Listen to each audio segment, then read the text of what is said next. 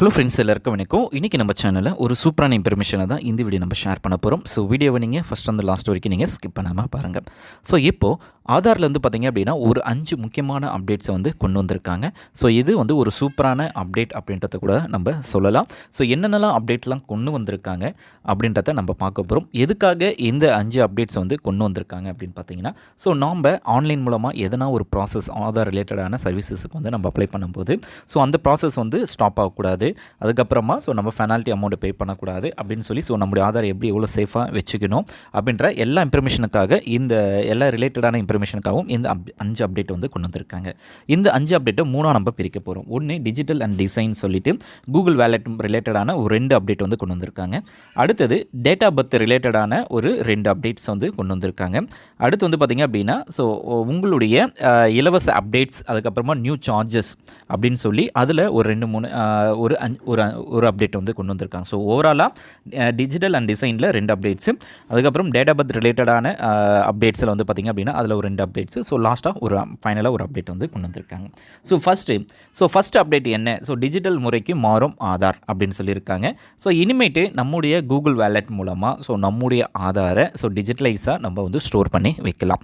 அதுக்கு வந்து கூகுள்லேருந்து Google wallet அப்படின்னு சொல்லி ஒரு அப்ளிகேஷன்ஸ் இருக்குது. ஸோ அது மூலமாக நம்முடைய ஆதாரை வந்து டிஜிட்டலாக நம்ம ஸ்டோர் பண்ணுறதுக்கான ஆப்ஷன்ஸ் இருக்குது. ஸோ இந்த மெத்தட் வந்து பார்த்திங்க அப்படின்னா ஏற்கனவே அந்த தைவான் ஸோ ஃபாரின் கண்ட்ரீஸ்லாம் அவங்களுடைய பாஸ்போர்ட் வந்து சேஃபாக இந்த டிஜிட்டல் முறையில் தான் அவங்க வந்து ஸ்டோர் பண்ணுறாங்க.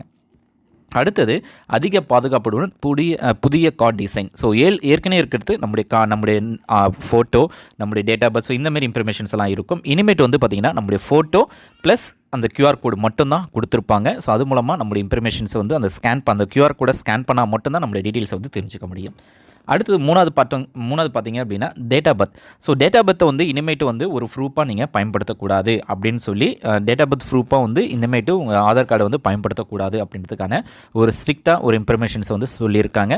ஸோ இனிமேட்டு நம்ம எதனா ஒரு டேட்டா பர்த் சேஞ்சஸ்க்கு வந்து பண்ண போகிறோம் அப்படின்னா ஸோ நம்ம கண்டிப்பாக ஆதார் கார்டை ஒரு ப்ரூஃபாக யூஸ் பண்ணக்கூடாது. ஸோ அதுக்கு வந்து வேறு ஆப்ஷன்ஸ் வந்து சொல்லியிருக்காங்க. ஸோ ஒரு சில டாக்குமெண்ட்ஸ் வந்து நீங்கள் ப்ரூஃபாக யூஸ் பண்ணி நீங்கள் வந்து உங்களுடைய டேட்டாஸ் வந்து நீங்கள் சேஞ்ச் பண்ணிக்கலாம். ஆனால் டேட்டா பர்த் ப்ரூஃபாக நீங்கள் ஆதார் கார்டை யூஸ் பண்ண முடியாது அப்படின்னு இருக்காங்க. ஸோ இதுக்கு டேட்டா பர்த் சேஞ்சஸ்க்கு வந்து பார்த்திங்க அப்படின்னா நீங்கள் டேரெக்டாக இ-சர்வீஸ் சென்டர்ஸுக்கு தான் போகிற மாதிரி இருக்கும். ஸோ ஆதாரில் இருக்கிற உங்களுடைய டேட்டா பர்த்தை நீங்கள் சேஞ்சஸ் பண்ணணும் அப்படின்னா ஃபஸ்ட்டு உங்களுடைய டேட்டா பர்த் சர்டிஃபிகேட் இருந்தால் ஓகே, அடுத்தது பாஸ்போர்ட் இருக்குது அப்படின்னாலும் okay, ID card, service ID card சரி அப்படி இருந்தாலும் சரி, பென்ஷன் கார்டு இருந்தாலும் சரி, அதுக்கப்புறமா ஸ்கூலில் கொடுக்குற மார்க் ஷீட். ஸோ இந்த 5 ப்ரூஃபில் எதனா ஒரு ப்ரூஃப் இருந்தாலும் போதும். ஸோ உங்களுடைய ஆதார் கார்டில் டேட்டா பர்த்தை வந்து நீங்கள் யூஸ்வலாக சேஞ்ச் பண்ணிக்கலாம். ஸோ அதுக்கான ஆப்ஷன்ஸ் வந்து இப்போ கொடுத்துருக்காங்க.